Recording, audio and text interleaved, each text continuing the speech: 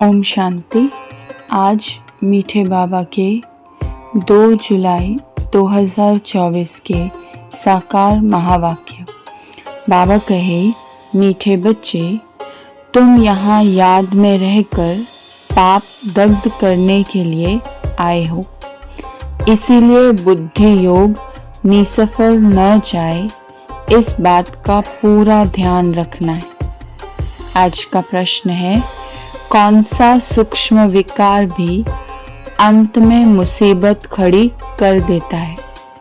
उत्तर दिया, अगर सूक्ष्म में भी हबज माना लालच का विकार है, कोई चीज हबज के कारण इकट्ठी करके अपने पास जमा करके रख दी, तो वही अंत में मुसीबत के रूप में याद आती है।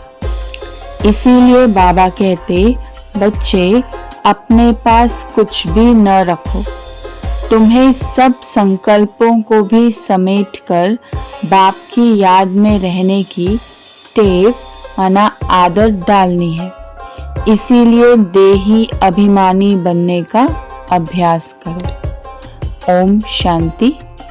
बच्चों को रोज रोज याद दिलाते हैं, देही अभिमानी बनो, क्योंकि बुद्धि इधर उधर जाती है। यहाँ तो बाप आत्माओं को समझाते हैं, तुम सब स्टूडेंट देही अभिमानी होकर बैठो। शिव बाबा आते हैं पढ़ाने के लिए। ऐसा कोई कॉलेज नहीं होगा जहाँ समझेंगे शिव बाबा पढ़ाने आते हैं। ऐसा स्कूल होना ही चाहिए पुरुषोत्तम संगम युग पर। स्टूडेंट बैठे हैं और यह भी समझते हैं परमपिता परमात्मा आते हैं हमको पढ़ाने। शिव बाबा आते हैं हमको पढ़ाने। पहली पहली बात समझाते हैं, तुमको पावन बनना है तो मामेकम याद करो, परंतु माया घड़ी घड़ी भुला देती है। इसीलिए बाप खबरदार करते हैं। यह याद में बिठाने की रस्म भी ड्रामा में है, क्योंकि बहुत हैं जो सारा दिन याद नहीं करते हैं, 1 मिनट भी याद नहीं करते हैं, फिर याद दिलाने के लिए यहाँ बिठाते हैं। याद करने की युक्ति बतलाते हैं तो पक्का हो जाए। बाप की याद से ही हमको सतो प्रधान बनना है।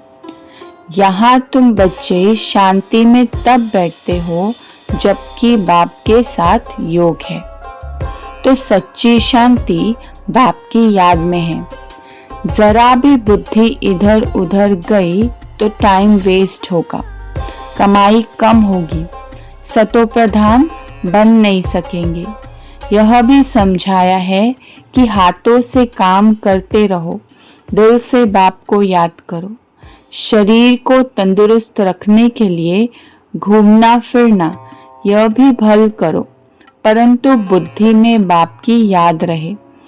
खाने के समय बाबा कहते हैं, याद में बैठकर खाओ, अपना चार्ट देखो, झाड़ू लगाओ, खाना बनाओ तो भी शिव बाबा की याद में बनाओ, तो ताकत आएगी। यह भी युक्ति चाहिए, इसमें तुम्हारा ही कल्याण होगा। फिर तुम याद में बैठेंगे तो औरों को भी कशिश होगी। जितना तुम जास्ती याद में रहेंगे उतना सन्नाटा अच्छा हो जाएगा। याद की यात्रा तो बहुत कल्याणकारी है। आज धारणा के लिए मुख्य सार। पहली पॉइंट, बाप की याद में बैठते समय जरा भी बुद्धि इधर उधर नहीं भटकनी चाहिए। सदा कमाई जमा होती रहे, याद ऐसी हो जो सन्नाटा हो जाए।